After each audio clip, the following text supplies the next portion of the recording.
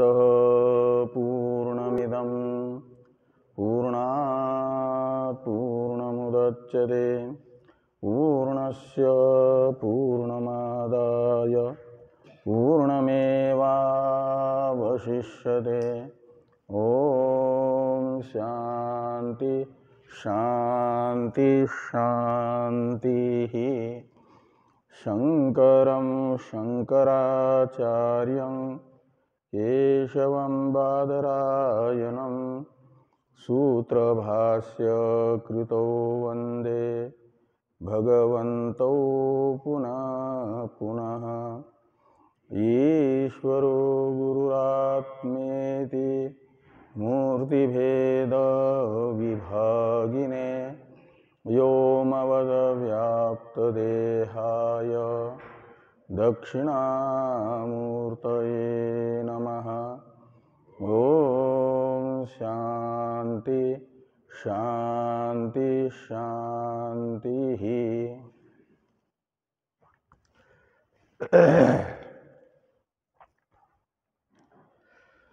ब्रह्म सूत्र के प्रथम अध्याय के प्रथम पाद के पंचम अधिकरण का विचार हम लोगों को करना है।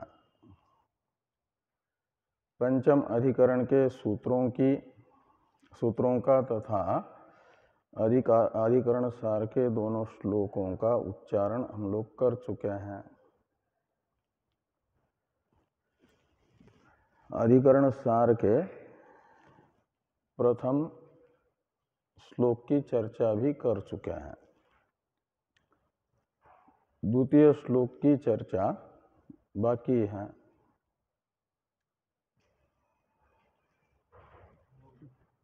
तो वो भी हो गई है, यानी अधिकरण सार के दोनों श्लोकों की चर्चा हम लोग कर चुके हैं। अब जो इस अधिकरण के सूत्र हैं उनका अर्थ देखना है।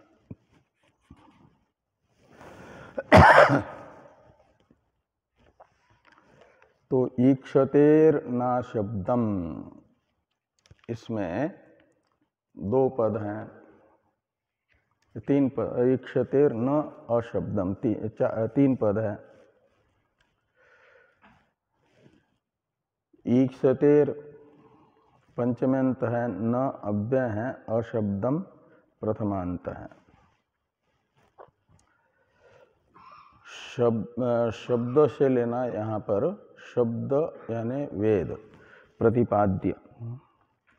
शब्द शब्द का अर्थ निकलेगा वेद प्रतिपाद्य, और अशब्दम का अर्थ होगा वेद अप्रतिपाद्य।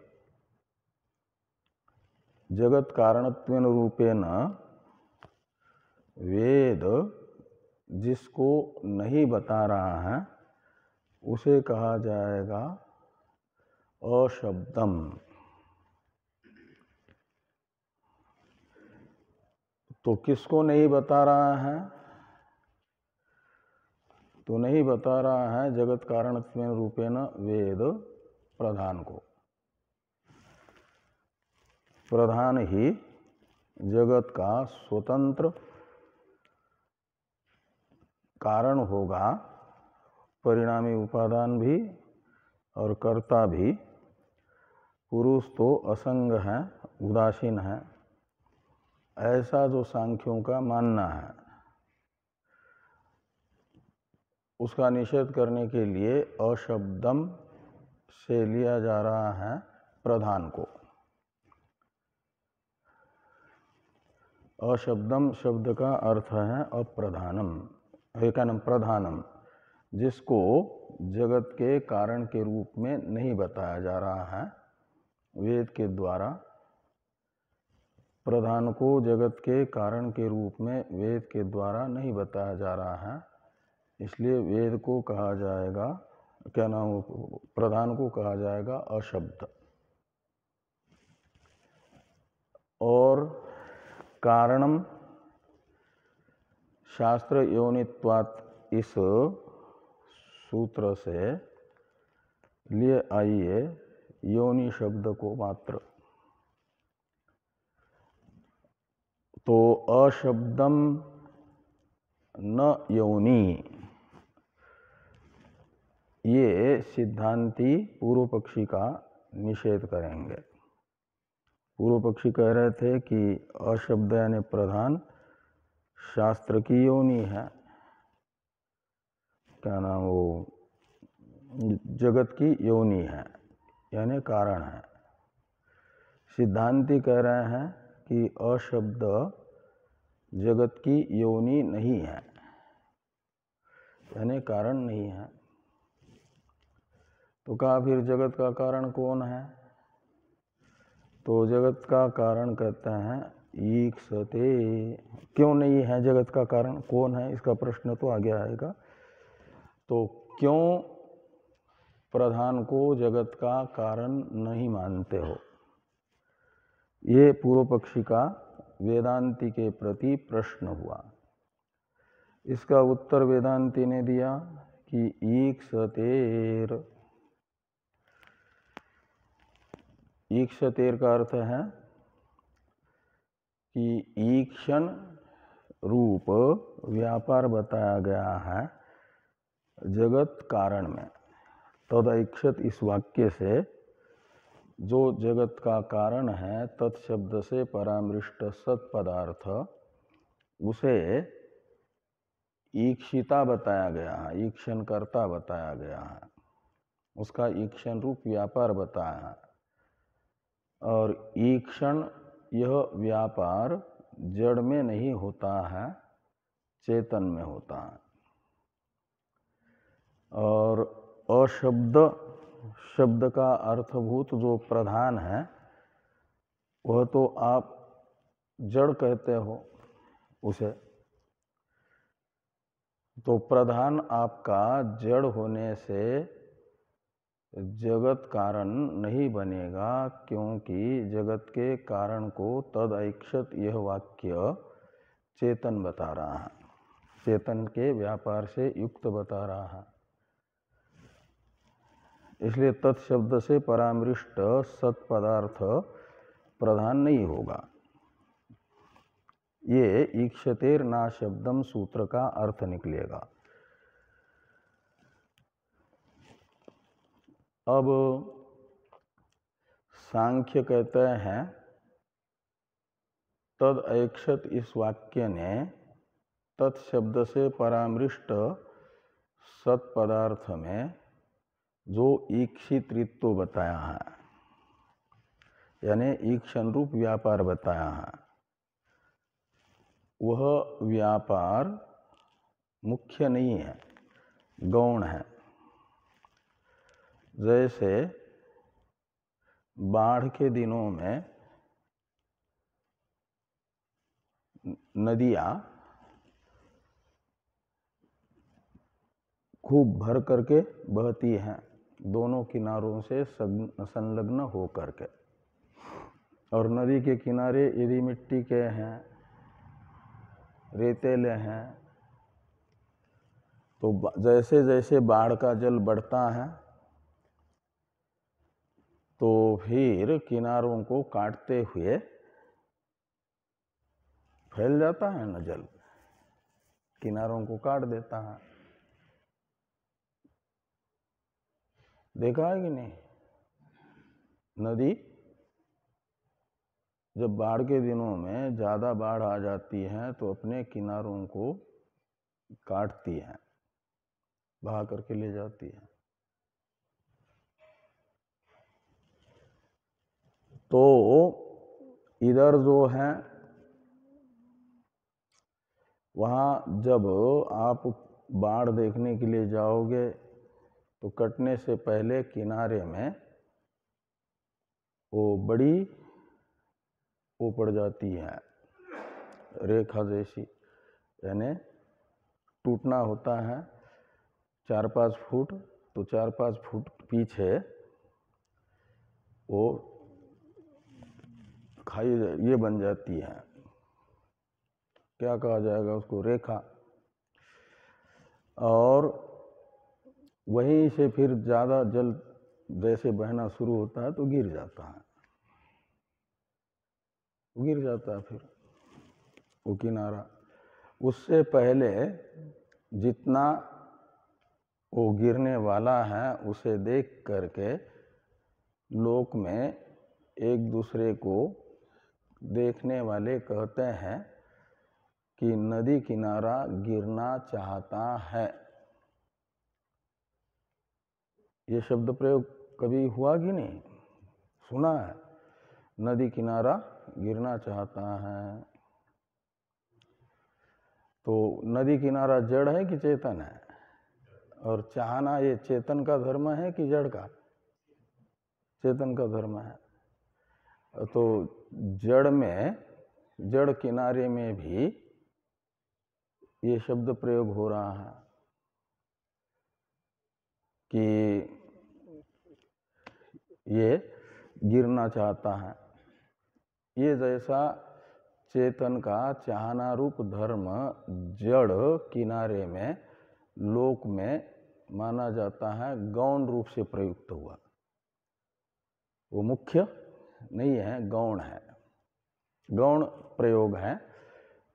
नदी किनारा गिरना चाहता है, इस वाक्य में गिरने विषयक इच्छा जो नदी किनारे में बताई जा रही है वो मुख्य इच्छा नहीं है, गौण इच्छा।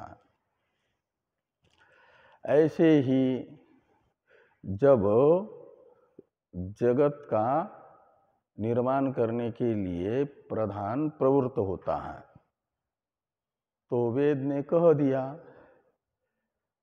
कि ये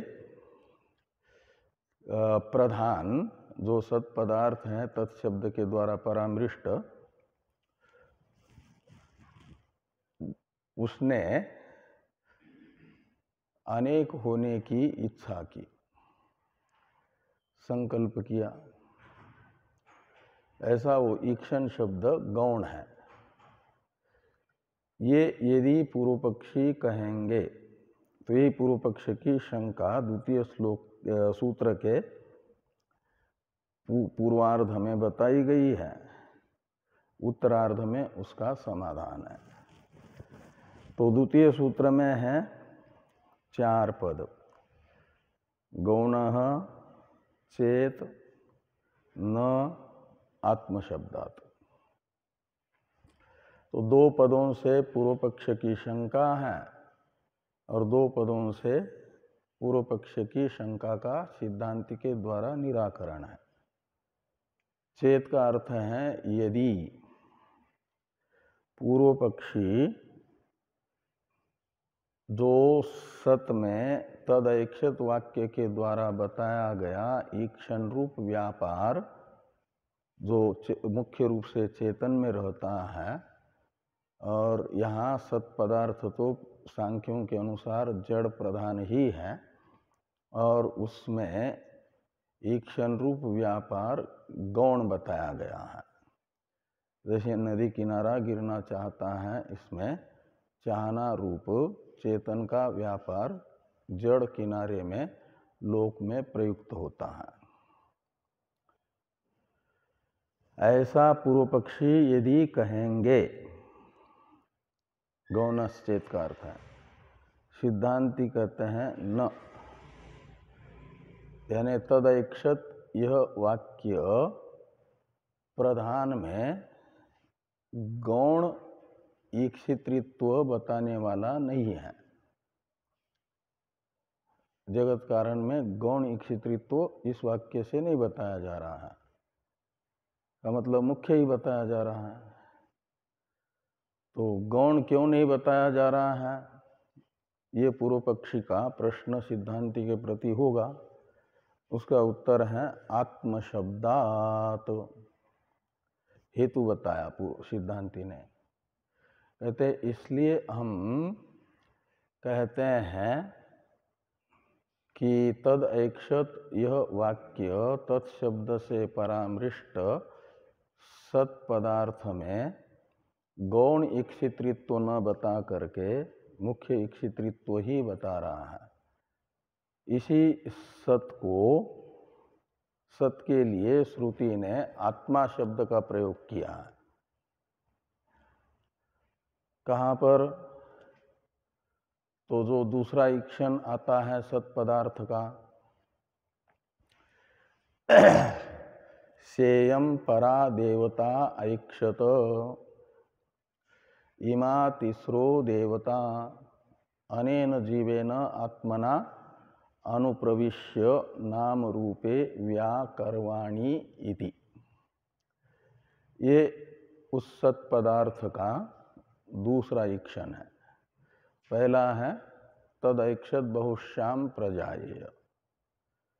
ये ईक्षण करके बहुभवन के लिए तीन सूक्ष्म भूतों की उत्पत्ति सत पदार्थ ने की। सूक्ष्म तेज, सूक्ष्म जल और सूक्ष्म पृथ्वी। तो देखा खाली तीन ही मात्र हुए हैं। इतने खाली बहुवचन शब्द प्रयोग करने योग्य मात्रा भी संख्या आई है, त्रित्व संख्या। हम तो चाहते हैं असंख्य भेद हो जाए, असंख्य रूप बन जाऊं। बहुत सारे बहु शब्द तो बहुत संख्या को भी बता सकता है ना, 3 से लेकर के अधिक से अधिक जितनी भी हो।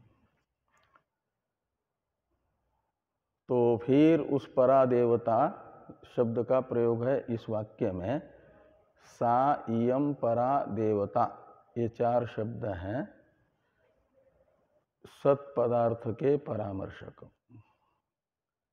इन 4 शब्दों से बताया जा रहा है परा देवता का मतलब सदैव सौम्य इदमग्रासित, इस वाक्य में जो सत पदार्थ था जिसने शुरू में बहुश्याम यह ईक्षण किया,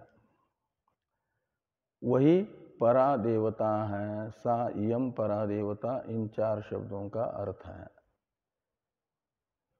और क्या ऐक्षत अनेक्षण किया, क्या ईक्षण किया? तो कहा कि इमा तिस्रो देवता,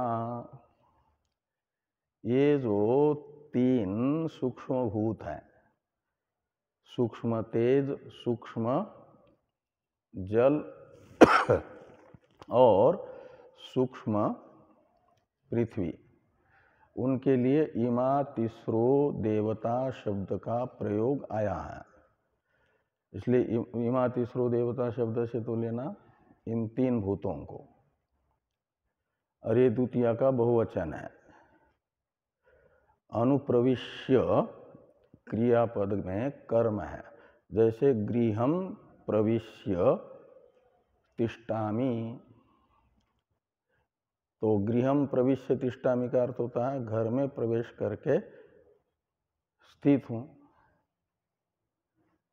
ऐसे इमा तिस्रो देवता अनुप्रविश्य का अर्थ निकलेगा इन 3 सूक्ष्म भूतों में अनुप्रवेश करके। क्या करूं और किस रूप से अनुप्रवेश करूं? तो कहते हैं अनेन जीवेन आत्मना। ये इत्थम्भूत अर्थ में तृतीया है, अनेन जीवेन आत्मना में। इसका अर्थ है कि अनेन यानी प्रसिद्धेन, जीवेन आत्मना तो जीव रूप से, और यहाँ आत्मा शब्द स्वयं को बताता है। तो स्वयं के वाचक आत्मा शब्द का इस वाक्य में प्रयोग है।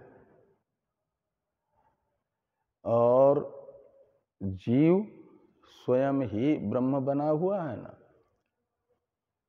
समष्टि जीव जो हिरण्यगर्भ है वह भी ब्रह्म ही है ना। समष्टि सूक्ष्म शरीर उपाधिक चैतन्य, क्या नाम है उसका? समष्टि सूक्ष्म शरीर उपाधिक चैतन्य को क्या कहते हैं वेदांत में? हिरण्यगर्भ। वो है समष्टि जीव। और उस समष्टि जीव के रूप में इन तीनों सूक्ष्म भूतों में प्रवेश है। इन तीनों भूतों से तादात्म्य संसर्ग अध्यास, तादात्म्य संसर्ग रूप अध्यास कर लिया तो अनुप्रवेश हुआ। किसका? चेतन परमात्मा का। आत्मा का अध्यस्त पदार्थ के साथ संसर्ग अध्यास है ना, तो समष्टि सूक्ष्म भूतों के साथ संसर्ग अध्यास कर लिया तो माना गया इसमें सत पदार्थ का प्रवेश हुआ। जैसे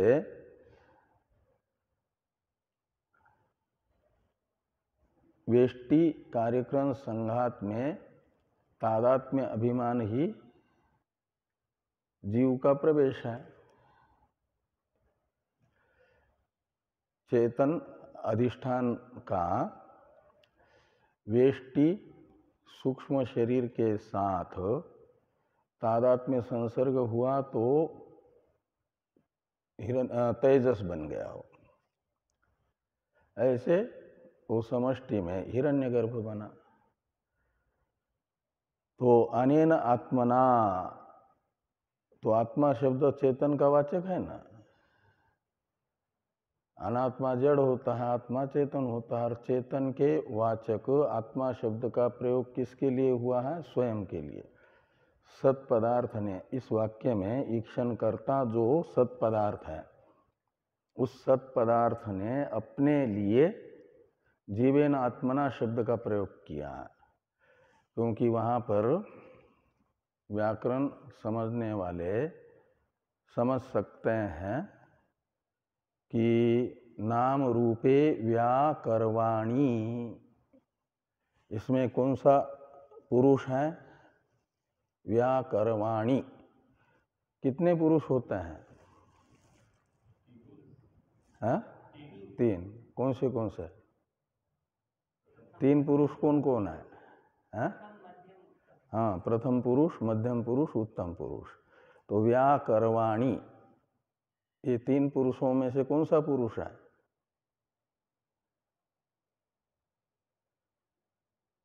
हाँ? क्या? बस कोई समझ करके उत्तर देना। 3 में से कोई ना कोई एक का नाम लेना है। एक जन प्रथम पुरुष का ले लो, एक जन मध्यम का ले लो, एक जन उत्तम का ले लो। तो ये जो है व्याकरवाणी उत्तम पुरुष है। क्या पुरुष है? उत्तम पुरुष। उत्तम पुरुष का कर्ता होता है अस्मदर्थ। अस्मदर्थ यानी अस्मत् शब्द का जो अर्थ होगा। और एक वचन यदि है व्याकरवाणी तो अहम, द्विवचन है यदि तो आवाम, और बहुवचन है तो वयम। तो यहाँ एक वचन है व्याकरवाणी, तो एक वचन होने से कर्ता होगा अहम। और यहाँ पर अहम शब्द का प्रयोग हो या न हो, लेकिन उत्तम पुरुष का प्रयोग हुआ है तो उत्तम पुरुष में प्रयुक्त क्रिया के कर्ता के रूप में अस्मद अर्थ को ही माना जाता है, यानी मैं को ही माना जाता है। तो मैं नाम रूपों का व्याकरण करूं। व्याकरण का अर्थ है स्थूलीकरण, स्थूल रूप। नाम रूप व्याकरवाणी का अर्थ निकलेगा सूक्ष्म भूतों को स्थूल बना करके उन स्थूल भूतों से 84 लाख प्रकार के कार्यक्रम संघात का निर्माण करूं, तब बहुभवन हो जाएगा ना। तो नाम रूपे व्याकरवाणी का अर्थ हो जाएगा स्थूल जगत को बनाऊं, स्थूल भूतों से लेकर के फिर शरीर पर्यंत के स्थूल कार्य का निर्माता बनूं। तो कहा जिस रूप से आपने सूक्ष्म तीन भूतों को बनाया, क्या उसी रूप से आप जगत को बनाना चाहते हो या रूपांतर ग्रहण करके बनाना चाहते हो दूसरे रूप से? तो जैसे एक ही व्यक्ति हो तो पूजा करते समय पैंट कोट ये सब पहन करके करेगा क्या? घर में ऑफिस के कपड़े पहन करके करेगा कि वो धोती वगैरह पहन करके पूजा पाठ करेगा? और जब ऑफिस जाएगा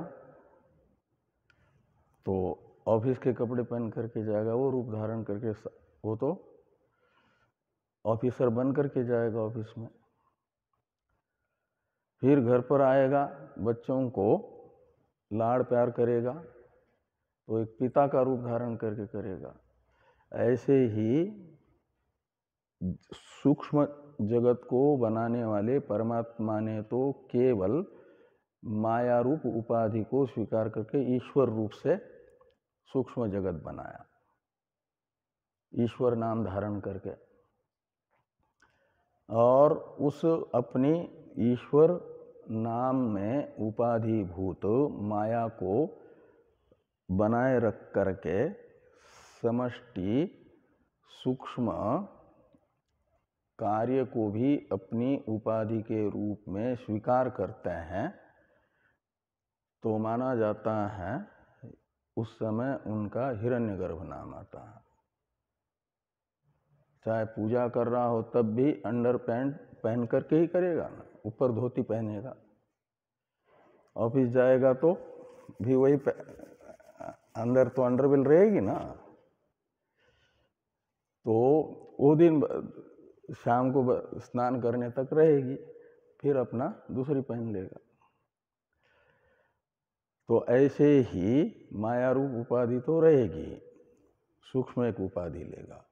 फिर हिरण्यगर्भ रूप से जगत को स्थूल रूप देने का संकल्प कहो, ईक्षण कहो, किसने किया? सत्पदार्थ ने। ये अर्थ निकलेगा। तो वहाँ आत्मा शब्द है सत्पदार्थ के द्वारा प्रयुक्त अपने लिए, कि मैं ही माया उपाधि के साथ साथ सूक्ष्म समष्टि उपाधि को भी धारण करके इन सूक्ष्म भूतों से स्थूल भूत तथा उनसे स्थूल शरीर आदि बनाऊं, ऐसा संकल्प सत्पदार्थ ने किया दूसरा। और उसमें आत्मा चेतन के वाचक आत्मा शब्द का प्रयोग अपने लिए किया। इसलिए स्पष्ट है आत्मा शब्द का प्रयोग होने से सत्पदार्थ चेतन है। और यदि सत्पदार्थ चेतन है तो तद ऐक्षत, इस वाक्य में तत् शब्द से चेतन सत्पदार्थ का ही परामर्श होने से उसमें जो ईक्षण बताया गया है, ईक्षितृत्व बताया गया, वो मुख्य ही रहेगा, गौण नहीं रहेगा।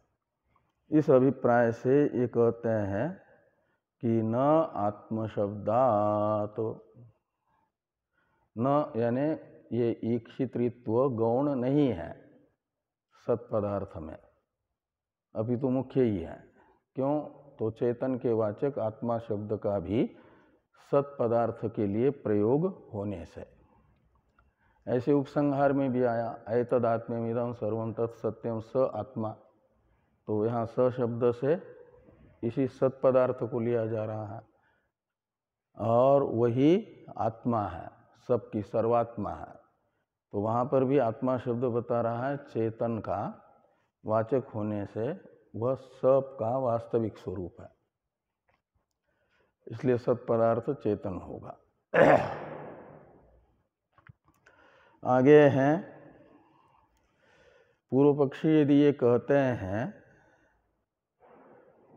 कि ईक्षण व्यापार को बताने वाला ऐक्षत शब्द प्रयोग भी सत पदार्थ तो प्रधान ही है, जड़, उसमें गौण है। क्या? ईक्षितृत्व। और आत्मा शब्द का प्रयोग भी गौण ही है।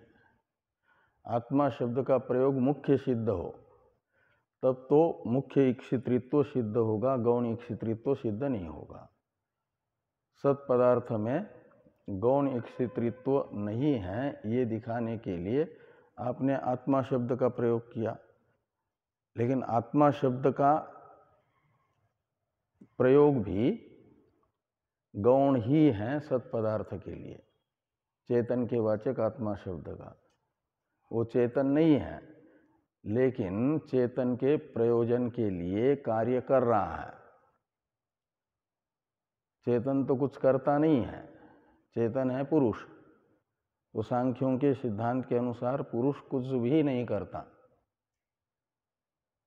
करना धरना प्रकृति में, यानी प्रधान में, और खाली प्रकृति के द्वारा किए गए कार्य का जो कर्म का जो फल है, वो फल भोक्ता कौन है? पुरुष। तो सांख्यों के यहाँ पुरुष में कर्तृत्व नहीं है, भोक्तृत्व मात्र है।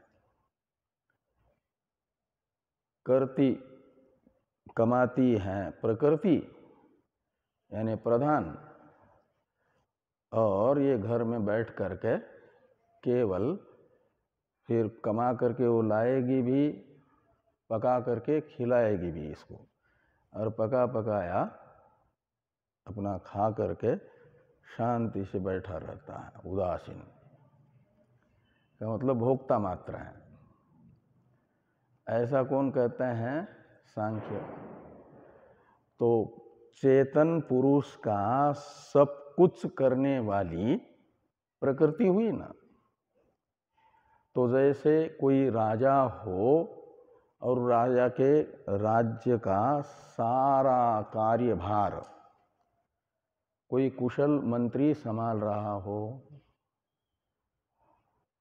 तो ये कहा जाता है कि ये तो राजा है।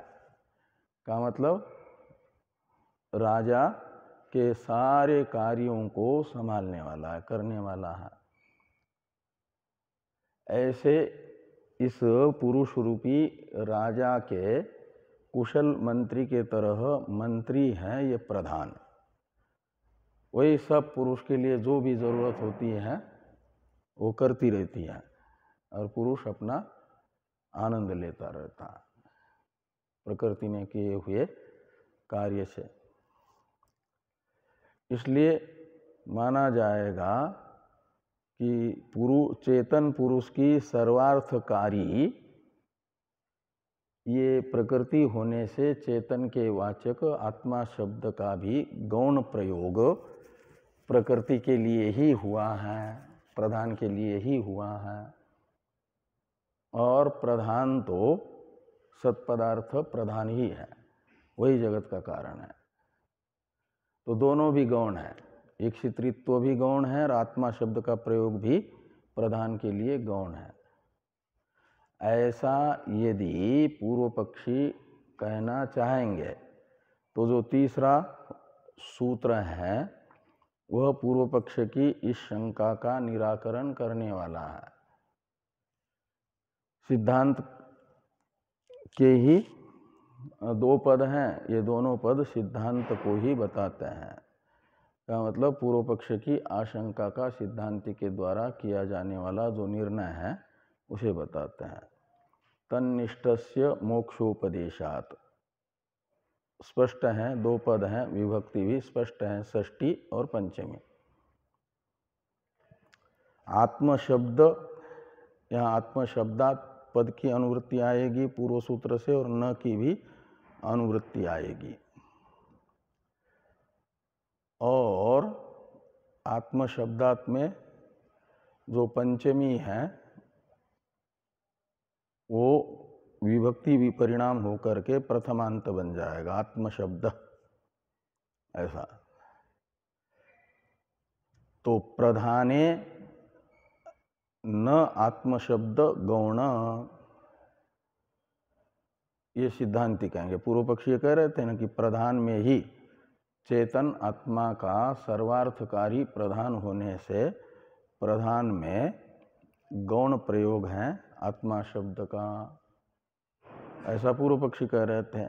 सिद्धांति कहते हैं कि प्रधाने आत्मशब्दो न गौण, प्रधान में अनेन जीवेन आत्मना इस वाक्य में आत्मा शब्द का प्रयोग गौण नहीं माना जा सकता। क्यों? तो कहते इसलिए कि तन्निष्ठस्य मोक्षोपदेशात्, इसमें तन्निष्ठ में तस्मिन् निष्ठा यानी नितरां स्थिति यस्य स तन्निष्ठ, ऐसा विग्रह करिए बहुव्रीहि समास का। वेदीकरण बहुव्रीहि समास है। तस्मिन्, इसमें तत् ये सर्वनाम परामर्शक हैं सत पदार्थ का, तो तस्मिन् का अर्थ निकलेगा सति, सति यानी सत पदार्थ है। निष्ठा यानी नितरां स्थिति अस्य, तो सत पदार्थ में ही जिसकी निरंतर मय के रूप में स्थिति है, अवस्थान है, यानी जिसकी अहंता समष्टि वेष्टि अनात्मा उपाधि मात्र से निकल करके जो शुद्ध सत तत्व है उसी में अवस्थित है।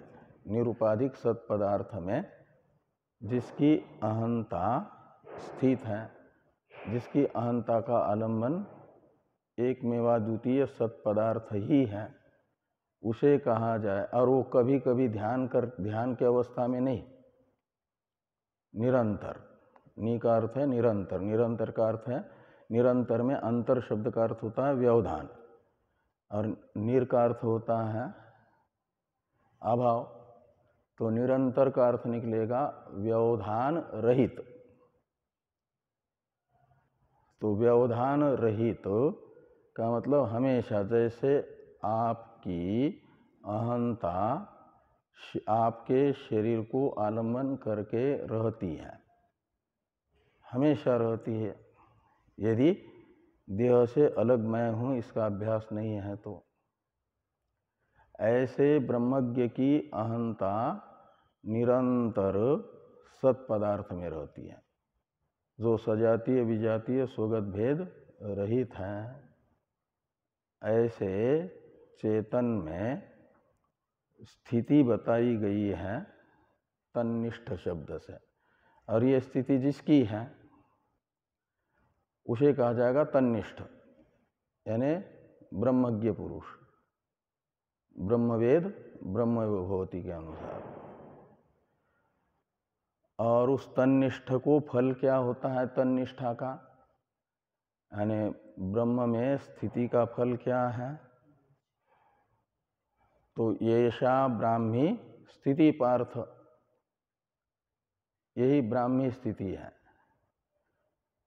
स्थित्वाशामंत कालेपि ब्रह्म निर्वाणम रिच्छति का अर्थ है, निर्वाण ब्रह्म शब्द का अर्थ है मोक्ष, रिच्छति का अर्थ है प्राप्नोति।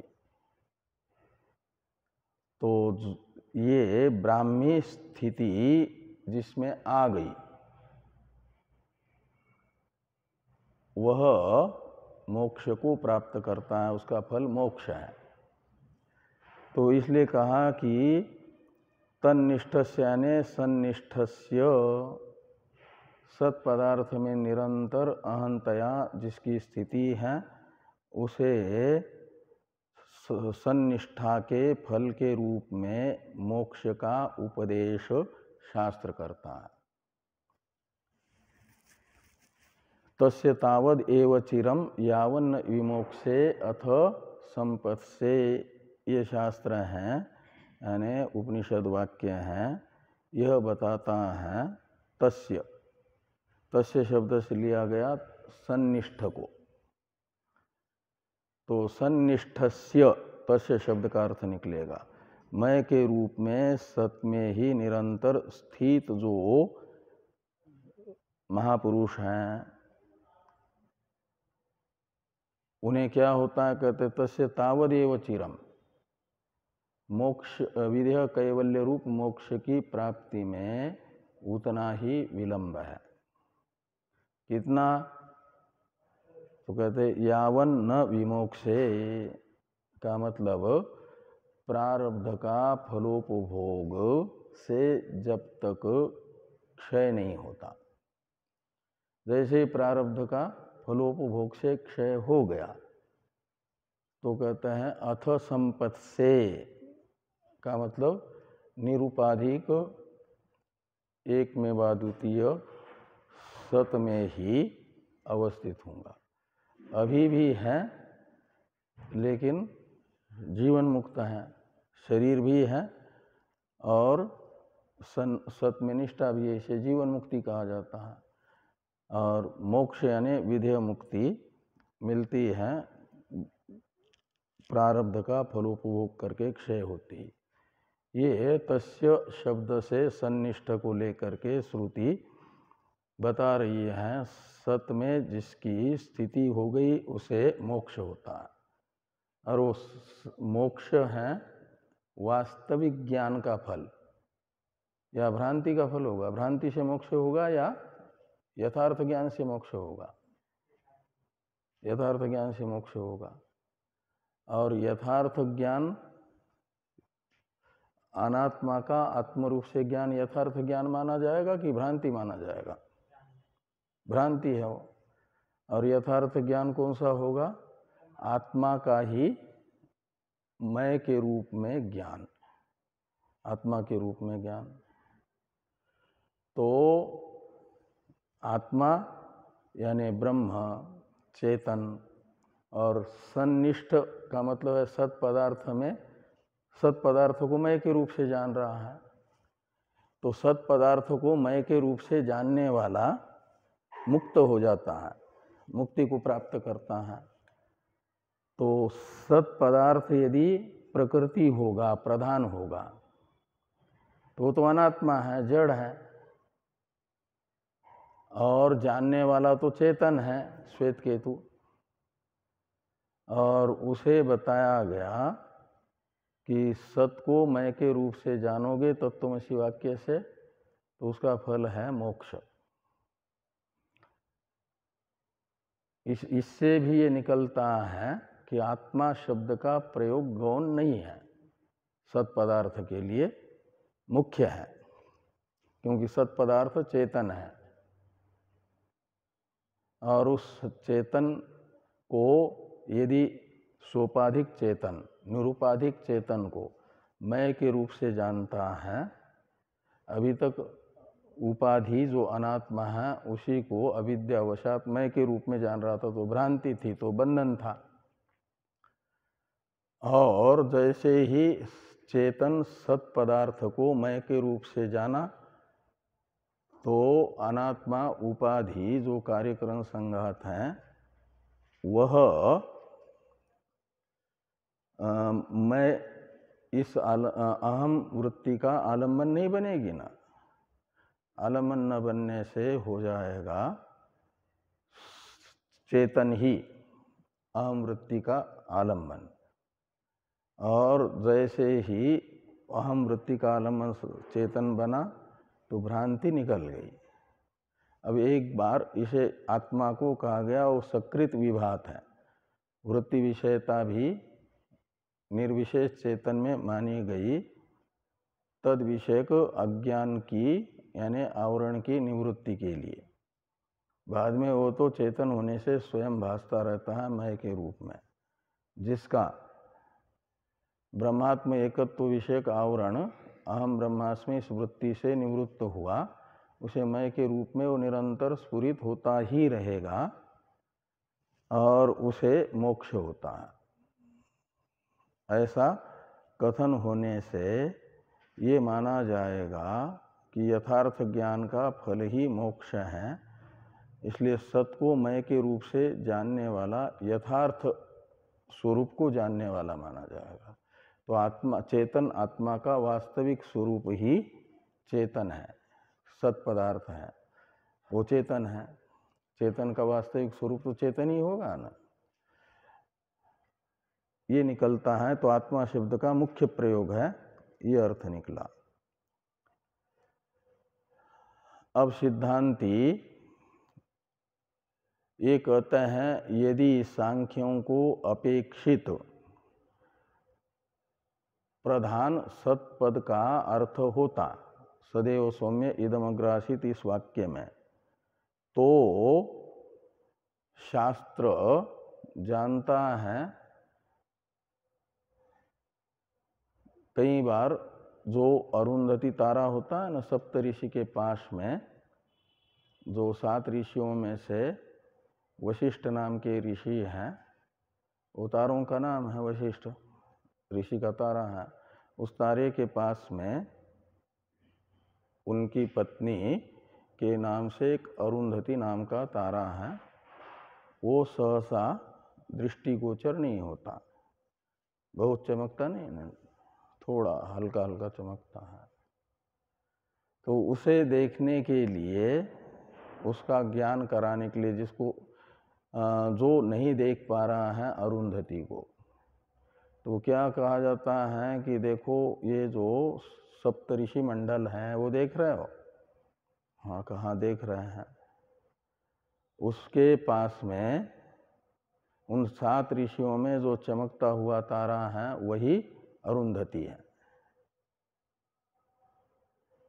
शुरू में चमकते हुए तारे को जो अरुंधति नहीं है उसे अरुंधति कहा, और फिर कहा कि वस्तुतः देखा जाए तो वह अरुंधति नहीं है। उस चमकते हुए तारे के बाएं भाग में देखो तो वहाँ पर एक अति सूक्ष्म तारा भाषित होगा, और वो देखता है उस चमकते हुए तारे के, वशिष्ठ नामक चमकते हुए तारे के बाएं भाग में, तो वो कम चमकने वाला तारा दिखता है। कहते वास्तविक अरुंधति वो है। तो शुरू में जो अरुंधति नहीं है उसे अरुंधति के रूप में बताया गया, बाद में फिर निषेध किया ना कि वो अरुंधति नहीं, ये अरुंधति है। ऐसे यदि अरुंधति न्याय से यहाँ पर उपदेश किया गया ऐसा मानो, और गौण प्रयोग होता अनात्मा के लिए ही आत्मा का, तो बाद में उसका निषेध करते, जैसे अरुंधति के लिए वशिष्ठ नामक तारे का ही पहले निर्देश हुआ, फिर उसका निषेध हुआ। ऐसे सत्पदार्थ ही प्रधान होता सांख्यों के अनुसार, और उसमें आत्मा शब्द का प्रयोग कर दिया, और फिर श्रुति ने आत्मनिष्ठ को मोक्ष भी बताया। तो मोक्ष बताने से पहले कहती श्रुति कि देखो वो सत्पदार्थ तो वस्तुतः प्रधान है, वह जिस चेतन का निरंतर उपकार करता रहता है प्रधान, इसलिए उसे गौण रूप से आत्मा कहा गया। आत्मा तो इससे उपकृत होने वाला चेतन है।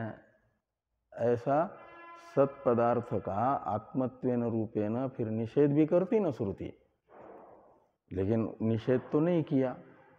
यही कहा कि स आत्मा तत्त्वमसि, वही सबकी आत्मा है, इसलिए तुम्हारी भी आत्मा है तो तुम वही हो, सत्पदार्थ ही हो। और सत्पदार्थ यदि प्रधान होता तो अनात्मा है, और उसका अरुंधति न्याय से यदि कथन हो रहा है तो अनात्मा को आत्मा के रूप में बताया गया है, तो उसका निषेध होता। लेकिन निषेध नहीं किया है। पूरे छांदोग्य उपनिषद के 6ठे अध्याय में आप देखो तो सत्पदार्थ का मैं के रूप में कहीं निषेध नहीं है, उसी को आत्मा बताया है। वो यदि अनात्मा होता तो फिर निषेध करती श्रुति। ये यहाँ पर कहते हैं व्यास जी कि हेयत्वा वचनाच्य, हेयत्व यानी त्याज्यत्व, पहले आत्मा के रूप में ग्रहण कराया, तो जैसे अरुंधति के रूप में उस चमकते हुए तारे का ग्रहण कराया, और बाद में कहा कि उस तारे के पास में कम चमकने वाला तारा अरुंधति है और ज़्यादा चमकने वाले तारे को तुम अरुंधति मत समझो, ऐसा निषेध कर दिया ना अरुंधतित्वेन रूपेण। ऐसे प्रधान शास्त्र जानता कि सत पदार्थ यदि प्रधान है तो वो अनात्मा है, और गौण प्रयोग अनात्मा के लिए आत्मा शब्द का हो गया, तो कहीं अधिकारी ये न समझे कि यही आत्मा है, तो उस अधिकारी के सामने आत्मा पद का निषेध, आत्मा पदार्थ का निषेध करती श्रुति। लेकिन कहीं पर भी निषेध, हेयत्व यानी निषेध, त्याज्यत्व, आत्म रूप से त्याज्यत्व सत पदार्थ में कहा नहीं है श्रुति ने, अवचनात् का मतलब न कहने के कारण भी ये माना जाएगा कि श्रुति को तो सत पदार्थ आत्मा ही अपेक्षित है। सत शब्द का मुख्य प्रयोग ही सत पदार्थ का, पदार्थ के लिए आत्मा शब्द का मुख्य ही प्रयोग है, यही अपेक्षित है। ये अर्थ निकलता है हेयत्वा वचनाच्य। इससे आगे हैं स्वाप्ययात, और सत शब्द का वाच्य प्रधान इसलिए भी नहीं माना जा सकता कि सता सौम्यतदा संपन्नो भवति, यह श्रुति ये बताती है कि सुषुप्ति के समय ये जो जीवात्मा है बाह्य उपाधि को छोड़ देता है, कार्य रूप उपाधि को, स्थूल कार्य रूप उपाधि को भी छोड़ दिया, और सूक्ष्म कार्य रूप उपाधि जो सूक्ष्म शरीर है उसे भी छोड़ करके सुषुप्ति में मन अविद्या में जाता है, और मन उपाधिक जो जीव है चेतन, उसका अविद्या उपाधिक चैतन्य में हो जाता है अवस्थान। ये स्वाप्य है।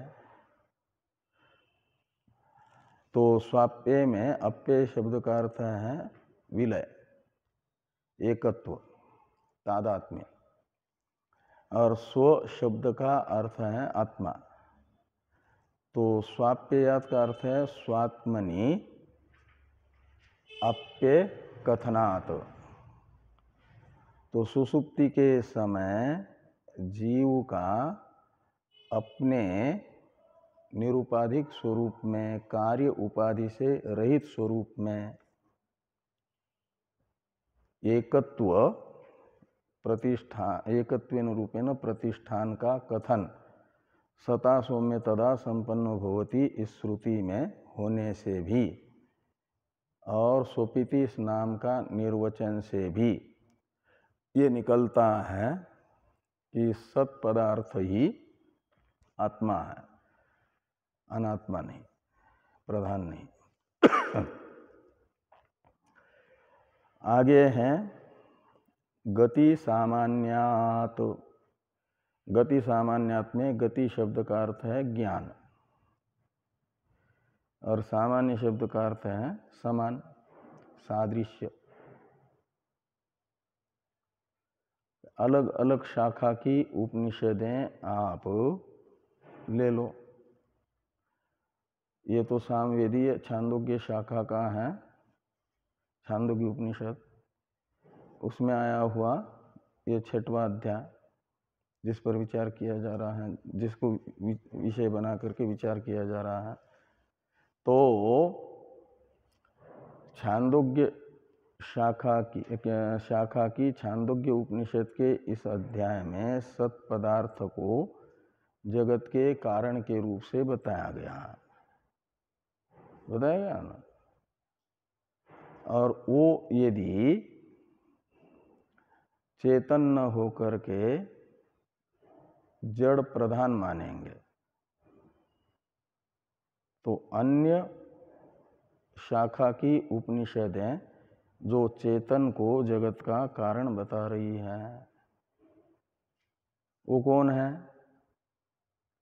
तो ऋग्वेद की ऐत्रेय उपनिषद, उसमें तो सीधा चेतन के वाचक आत्मा शब्द का ही प्रयोग है ना।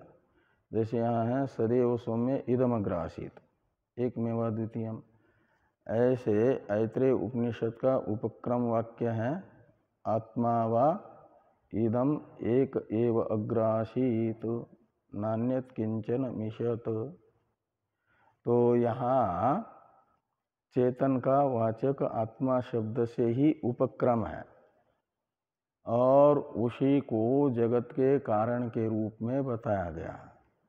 स इमान लोकान असृजत, इसमें स शब्द से उपक्रमस्थ आत्मा को लेना है और उसने इन मरीचादि लोकों का निर्माण किया, ऐसा वह ऐत्रेय श्रुति बता रही है।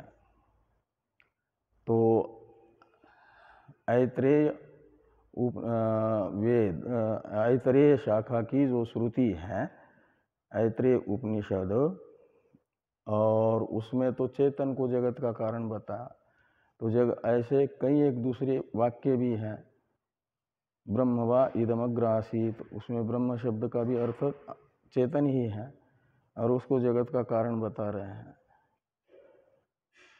ऐत्रेय श्रुति ब्रह्मानंद वल्ली में बताती हैं कि तस्माद् वा एतस्माद् आत्मनः आकाश संभूत। तो आत्मा शब्द का प्रयोग है ना जगत के कारण के लिए। आकाश की उत्पत्ति आत्मा से हुई यानी चेतन से हुई है। तो इस प्रकार अन्य कई एक उपनिषदें चेतन को जगत का कारण बता रही है। और छांदोग्य के 6वें अध्याय में जगत के कारण को बताने के लिए प्रयुक्त सत शब्द का अर्थ यदि जड़ प्रदान करेंगे तो उन श्रुतियों के साथ विरोध होगा कि नहीं होगा? संवाद न होकर के विरोध होगा। इसलिए भी मानना चाहिए अन्य श्रुति के साथ विरोध न हो अपितु संवाद हो जाए। इसलिए सत पदार्थ आत्मा ही है, चेतन ही है, वही जगत का कारण है। तो फिर तद ऐक्षत में ईक्षण भी मुख्य ही सिद्ध होता है। अनेन जीवेन आत्मना में आत्मा शब्द का प्रयोग भी मुख्य ही सिद्ध होता है। और सत पदार्थ का जो आत्म रूप से उपदेश हुआ है स आत्मा तत्वमसि इत्यादि से, तो वहाँ पर आत्मत्वेन रूपेण निषेध की आवश्यकता भी नहीं पड़ती है। बाकी उपनिषदों के साथ सामान्य भी एक जैसा ही ज्ञान हो रहा। नहीं तो कोई उपनिषद जड़ को कारण बता रही है, कोई चेतन को कारण बता रही है, ऐसा भी संवाद होगा ना। इस अभिप्राय से कहा गति सामान्यात्। आगे हैं श्रुतत्वाच्य, और सीधे चेतन को जगत के कारण के रूप से श्वेताश्वेतर मंत्र बता भी रहा है। इसलिए ये कहा गया कि स कारणम करणाधिपाधिपो। तो स ये सर्वनाम है प्रकृत अर्थ का परामर्शक। तो प्रकृत है परमात्मा वहाँ श्वेताश्वेतर उपनिषद में। और वो कैसा है, क्या है? तो कहते हैं कारणम। स यानी परमात्मा, कारणम यानी जगत का कारण है। कैसा परमात्मा है जगत का कारण? तो कहते हैं वो पशुपति है। पशुपति है का मतलब पशु हैं जीव, और उनका भी पति यानी नियंत्रक, नियामक, अंतर्यामी है। सबका अंतर्यामी है ना, हिरण्यगर्भ का भी अंतर्यामी। और ईश्वर सर्वभूतानां हृदय से अर्जुन तिष्ठति भ्रामेन सर्वभूतानि यंत्रारूढ़ानि माया, ये गीता वचन भी बताता है ना। वहाँ भूत है जीव, और सारे जीवों को अपने अपने संस्कार के अनुसार कार्य में लगाए रखता है जो ईश्वर, वो अंतर्यामी है। ये यहाँ पर वहाँ गीता भी बताती है। ऐसे यहाँ पर स शब्द से परामृष्ट ईश्वर का विशेषण है कर्णाधिपाधिपः। कर्णाधिप कहा जाता है जीव को। करण का अर्थ है अंतःकरण और बाह्यकरण, यानी सूक्ष्म शरीर लीजिए। और इन चक्षुरादि कर्णों का अधिपति कौन है? प्रमाता। वो प्रमाता कौन है? जीव। वो प्रमाता जीव ही क्या करता है? इंद्रियों को अपने अपने विषयों में प्रेरित करता है। इसलिए जीव को कहा जाता है कर्णाधीप। अधिप कहते हैं स्वामी को। अधिप शब्द का अर्थ है स्वामी, नियामक, प्रवर्तक। तो कर्णों का प्रवर्तक स्वामी है जीव, इसलिए कर्णाधीप शब्द का अर्थ है जीव। और उन जीवों को भी प्रवृत्त करने वाला कौन है? परमेश्वर, अंतर्यामी। उसे कहा गया कर्णाधिपाधिप। इसलिए कर्णाधिप शब्द का अर्थ है जीव यानी पशु, और अधिप शब्द का अर्थ है पति यानी स्वामी, यानी नियंत्रक, नियंता। तो कर्णाधिपाधिप शब्द का अर्थ निकलेगा पशुपति। पशु यानी जीव और उनके पति यानी स्वामी। तो जीवों का जो स्वामी है वह जगत का कारण है। पशुपति जगत का कारण है। और चेतन का प्रवर्तक जड़ नहीं हो सकता। और सत पदार्थ यदि जड़ होगा जगत का कारण, तो फिर चेतन जीवों का वो प्रवर्तक कैसे होगा, स्वामी कैसे होगा? चेतन जड़ का स्वामी होता है, न कि जड़ चेतन का। तो जीव तो चेतन है और उनका भी स्वामी बताया गया है जगत के कारण को। इसलिए जगत का कारण है कौन? चेतन ही, सत पदार्थ चेतन है। इस प्रकार ये जो 7 सूत्र थे इस अधिकरण के, उनका विचार संपन्न हो जाता है।